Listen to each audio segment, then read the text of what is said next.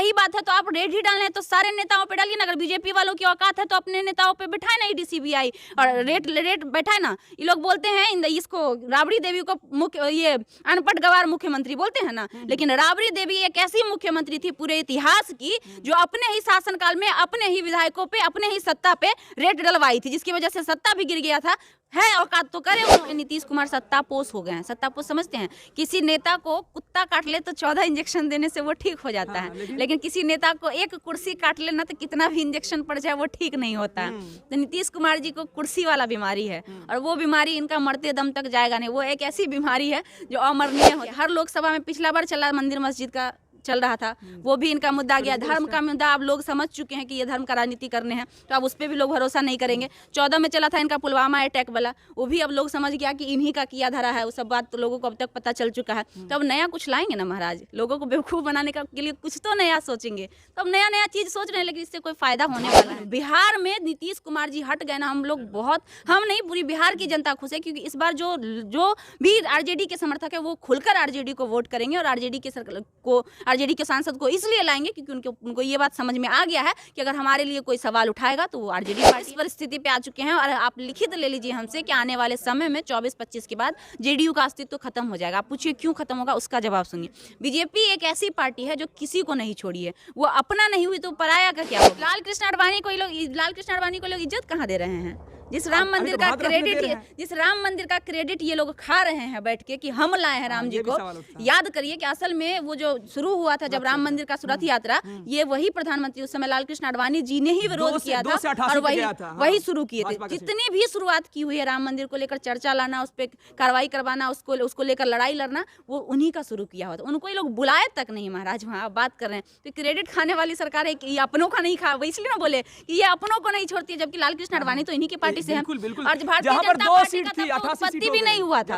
Bharatiya Janata party का तब तो उत्पत्ति भी नहीं हुआ था, उस समय जनता पार्टी था। वो भी छोड़ दीजिए, इंडिया गठबंधन को नेतृत्व करने वाला कोई व्यक्ति अगर था तो वो नीतीश कुमार था। तो नीतीश कुमार को साजिश के तहत वो लोग अपने में मिला लिया, अर्थात वो अपना विरोधी खत्म कर लिए कि अब एक भी विरोधी उनका नहीं बचा, क्योंकि इंडिया गठबंधन का नेतृत्व करने वाले जो थे यही थे और इन्होंने ही इंडिया गठबंधन बनाया था और सारे अन्य पार्टियों को एक किया था। तो इसको बहुत दिनों से ये साजिश चल रही थी कि नीतीश कुमार को कैसे वहां से तोड़ा जाए, ताकि हमारे जो प्रतिद्वंदी हैं, हमारे जो विरोधी है, उनको खत्म किया जाए। और नीतीश कुमार जी जैसे बेवकूफ़ लोग हैं जो उनके इशारे पे चल रहे हैं, समझ चुका है। और जनता खुलेआम ये कह रही है पटना में कि नीतीश कुमार जी पे विश्वसनीयता तो उनका पहले ही खत्म हो चुका है, छवि भी उनकी खराब हुई। इनफैक्ट जनता उनको गाली दे रही है। हमारे कई वीडियोस में जनता ने उनको गाली दिया, मजबूरी में हमें बीप लगाना पड़ता है, इतनी गालियाँ उनको पड़ती है कि हमें बीप लगाना पड़ता है। ये स्थिति हो चुकी है नीतीश कुमार की, और जनता अब समझ चुकी है कि नीतीश कुमार जी अब सत्ता संभालने लायक रहे नहीं। उनकी मतलब जो भी कहिए एज बहुत ज़्यादा हो गया, ये भी फैक्टर होता है। अच्छा, इतने दिनों से, अभी 17 महीने से राजद के साथ सरकार थी जदयू का, तो इसमें एक तरफ तेजस्वी जी कहते हैं कि हम इतने नौकरी दिए जो आज तक नहीं हो पा रहा था, 17-18 साल में नहीं कर पाए नीतीश कुमार, साथ में रह के इतना हम काम किए, उसी के वजह से, वो प्रेशर की वजह से, चाहे और कुछ और वजह से, हम जो है दूसरी तरफ चले गए। एक तरफ फिर नीतीश कुमार आते हैं और मीडिया के सामने कहते हैं कि नहीं नहीं ऐसा कोई बात नहीं, जो भी किए हम किए। तो क्या इस पर लगता है, क्या सही हो सकता है कि पटना में आप रहती हैं, वहाँ पर ओपिनियन के तौर पे मीडिया तो सब, आप एक्टिविस्ट है। जनता पूरा समझ चुका है और जनता खुलेआम ये कह रही है पटना में कि नीतीश कुमार जी पे विश्वसनीयता तो उनका पहले ही खत्म हो चुका है, छवि भी उनकी खराब हुई। इनफैक्ट जनता उनको गाली दे रही है। हमारे कई वीडियोस में जनता ने उनको गाली दिया, मजबूरी में हमें बीप लगाना पड़ता है, इतनी गालियाँ उनको पड़ती है कि हमें बीप लगाना पड़ता है। ये स्थिति हो चुकी है नीतीश कुमार की, और जनता अब समझ चुकी है कि नीतीश कुमार जी अब सत्ता संभालने लायक रहे नहीं। उनकी मतलब जो भी कहिए एज बहुत ज़्यादा हो गया, ये भी फैक्टर होता है। उनके इर्द गिर्द जो लोग ये भी कहते हैं कि राहुल गांधी के मतलब गठबंधन में उस तरह का विचार नहीं बन रहा था, सीट का बंटवारा नहीं हो रहा था अलग अलग जगह, इसलिए कुछ बात ही नहीं हो रही थी, इसलिए हम चेंज कर लिए। ये नहीं, ये सब फालतू की बातें। असल में नीतीश कुमार सत्तापोष हो गए हैं। सत्तापोष समझते हैं, किसी नेता को कुत्ता काट ले तो 14 इंजेक्शन देने से वो ठीक हो जाता है, लेकिन किसी नेता को एक कुर्सी काट ले ना तो कितना भी इंजेक्शन पड़ जाए वो ठीक नहीं होता है। तो नीतीश कुमार जी को कुर्सी वाला बीमारी है और वो बीमारी इनका मरते दम तक जाएगा नहीं। वो एक ऐसी बीमारी है जो अमरणीय होती है, मतलब कभी छूटता ही नहीं है। तो नीतीश कुमार को कुर्सी की बीमारी हो चुकी है, जो कभी हटने से रहा। वो जब तक जीवित रहेंगे वो यही आस में रहेंगे कि हमारी कुर्सी बची रहे। तो आपको लगता है कि जब तक जिंदे रहेंगे तब तक वो कुर्सी बचाए रखेंगे? नहीं, ऐसा पॉसिबल है नहीं, लेकिन उनकी ऐसी सोच है कि हम बचा के कैसे भी बचा के रखे, चाहे इसके लिए हमको अपने विचार से समझौता करना पड़े, चाहे इसके लिए हमको अपने मतलब इससे क्या बोलते जमीर से समझौता करना, जमीर बेचना ही क्यों ना पड़ जाए, हम बेच देंगे लेकिन कुर्सी नहीं छोड़ेंगे। वो इस परिस्थिति पे आ चुके हैं। और आप लिखित ले लीजिए हमसे कि आने वाले समय में 24-25 के बाद जेडीयू का अस्तित्व खत्म हो जाएगा। आप पूछिए क्यों खत्म होगा, उसका जवाब सुनिए। बीजेपी एक ऐसी पार्टी है जो किसी को नहीं छोड़ी है। वो अपना नहीं हुई तो पराया का क्या होगी। मुकेश सहनी का क्या हाल किया है याद है ना, वीआईपी पार्टी का, कैसे 4 गो उनका विधायक तोड़ के उनको अभी जीतन राम मांझी वाला चल रहा है, वो भी एक मुद्दा है। बोले थे कि हमको दो मंत्रालय दीजिए, फिर थमा दिया संतोष कुमार सुमन को, वही अत्यंत पिछड़ा वाला प्रकोष्ठ वाला जो नहीं चाहते थे कल्याण विभाग वाला, फिर से उनको दे दिया। मांगते रह गए, एगो निर्दलीय उसको स्ट्रांग हमेशा मिलता है मंत्रालय, और बेचारा बोलते रह गए इनको नहीं दिया, तो कभी भी वो नहीं हो गया। और नीतीश कुमार को भाजपा में मिलाने का सबसे बड़ा साजिश ये था इस बार कि नीतीश कुमार ही एक ऐसे व्यक्ति थे जो नरेंद्र मोदी के प्रतिद्वंदी थे, विरोधी थे असल में अभी के डेट में, इसलिए विरोधी थे। राहुल गांधी भी नहीं, नीतीश कुमार असल में विरोधी थे।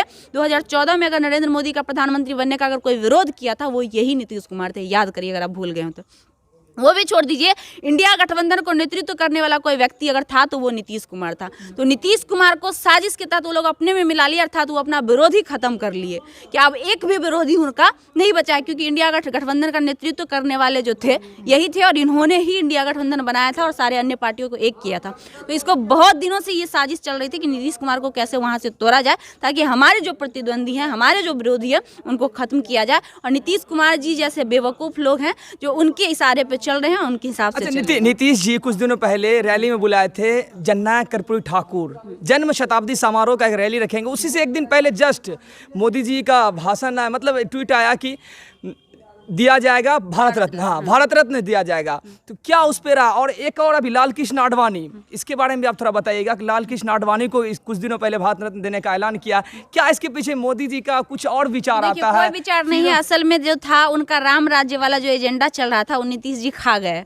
मतलब जैसे ही बिहार में उलट फेर हुआ, राम राज्य वाला जो मैटर था वो पूरा शांत हो गया, तो पूरा चलने लगा, पूरा स्ट्रीम मीडिया पे नीतीश कुमार फिर पलटी मारे, तो उधर का मुद्दा हो गया शांत, मतलब मुद्दा दब गया। तो ये लोग सोचे कि भाई कुछ तो करना चाहिए कि फिर बोलने के लिए हमारे पास रहेगा। तो सिंपल सी बात है, आप 2014 से आपको आज ख्याल आया, सपना अपना आया था जो आप 2024 में आके देने आए थे। तो सिंपल सी बात है, ये जितनी भी चीजें अभी आपको दिख रही है वो सारी एजेंडा है 2024 लोकसभा चुनाव को अपनी तरफ। लाल कृष्ण आडवाणी पे क्या बोल रहे हैं? लाल कृष्ण आडवाणी को लोग इज्जत कहाँ दे रहे हैं?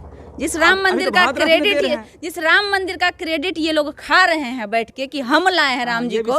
याद करिए कि असल में वो जो शुरू हुआ था जब राम मंदिर का रथ यात्रा, ये वही प्रधानमंत्री उस समय लाल कृष्ण आडवाणी जी ने ही विरोध किया था और वही शुरू किए थे। जितनी भी शुरुआत की हुई है राम मंदिर को लेकर, चर्चा लाना, उस पर कार्रवाई करवाना, उसको लेकर लड़ाई लड़ना, वो उन्हीं का शुरू किया हुआ था। उनको ये लोग बुलाए तक नहीं महाराज, वहाँ आप बात कर रहे हैं। तो क्रेडिट खाने वाली सरकार है कि ये अपनों का नहीं खा, वो इसलिए ना बोले कि ये अपनों को नहीं छोड़ती है, जबकि लाल कृष्ण आडवाणी तो इन्हीं की पार्टी से है। और भारतीय जनता पार्टी का तब तो उत्पत्ति भी नहीं हुआ था, भारतीय जनता पार्टी का तब तो उत्पत्ति भी नहीं हुआ था, उस समय जनता पार्टी था।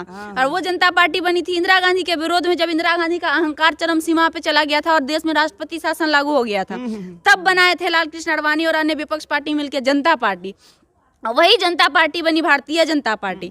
लेकिन उसी लोग को ये लोग नहीं दिए क्रेडिट जो असल में भारतीय जनता पार्टी के उत्पत्ति धारक हैं। जब उनका क्रेडिट ये खा गए तो आप सोचिए इनसे बड़ा स्वार्थी इंसान। लोकसभा इलेक्शन लेकर अभी लाल कृष्ण आडवाणी जी को जगाया गया। बस सब जितनी भी एजेंडा आपको दिख रही है लोकसभा इलेक्शन। उसके बाद देखिए हर लोकसभा में पिछला बार चला मंदिर मस्जिद का चल रहा था, वो भी इनका मुद्दा गया। धर्म का मुद्दा अब लोग समझ चुके हैं कि ये धर्म का राजनीति करने हैं, तो अब उस पर भी लोग भरोसा नहीं करेंगे। 14 में चला था इनका पुलवामा अटैक वाला, वो भी अब लोग समझ गया कि इन्हीं का किया धरा है, वो सब बात तो लोगों को अब तक पता चल चुका है। तो अब नया कुछ लाएंगे ना महाराज, लोगों को बेवकूफ़ बनाने के लिए कुछ तो नया सोचेंगे।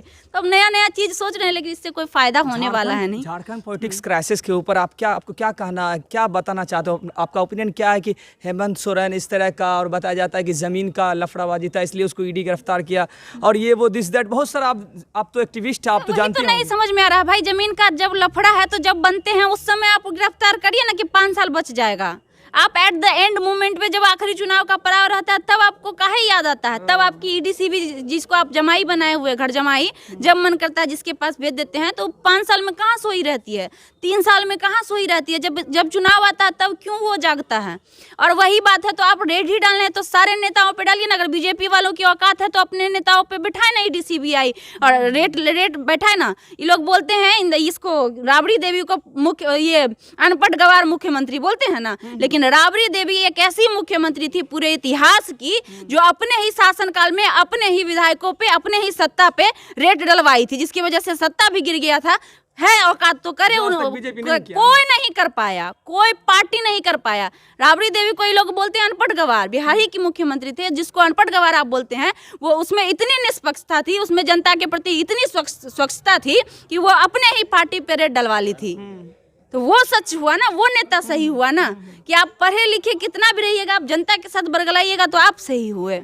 2024 लोकसभा इलेक्शन कुछ महीनों बाद, कुछ दिनों बाद ही होगी, तो क्या लगता है अभी नीतीश कुमार उधर पलट गए हैं क्या? इंडिया वर्सेस एनडीए में क्या होगा? नहीं, नीतीश कुमार पलट गए, वो बिहार के लिए बहुत अच्छा हुआ, इसलिए बहुत अच्छा हुआ कि नीतीश कुमार जी रहते ना तो शायद आरजेडी को कम सीट आता। अभी आरजेडी बहुमत के साथ इस बार बिहार में आएगी। भले देश में हम नहीं दावा कर सकते क्योंकि देश लेवल की आरजेडी पार्टी अभी नहीं बन पाई है, कुछ राज्यों में ही आरजेडी का विस्तार हुआ है, राष्ट्रीय लेवल पे उतना विस्तार नहीं है, कांग्रेस का पूरा राष्ट्रीय में विस्तार है। लेकिन बिहार में नीतीश कुमार जी हट गए ना, हम लोग बहुत, हम नहीं पूरी बिहार की जनता खुश है, क्योंकि इस बार जो भी आरजेडी के समर्थक है वो खुलकर आरजेडी को वोट करेंगे और आरजेडी के सांसद को इसलिए लाएंगे क्योंकि उनको ये बात समझ में आ गया है कि अगर हमारे लिए कोई सवाल उठाएगा तो वो आरजेडी पार्टी है, हमारे हक के लिए कोई बात करेगा तो आरजेडी पार्टी है, बिहार के भविष्य में कोई सुधार ला सकता है तो आरजेडी पार्टी है। तो खुलकर लोग काम इंडिया वर्सेस एनडीए क्या रहेगा, क्या लगता है? देखिए, इंडिया तो देखा जाए तो अब नहीं रह पाया, टूट गया एक तरह से, जब अपने ही लोग आपस में टूट रहे हैं। आपको भी लग रहा है कि मतलब नीतीश कुमार जी साइड गए हैं, तो जो वो नेतृत्व करता वही थे, इंडिया गठबंधन को जोड़ने वाले, लोगों को बनाने वाले वही थे,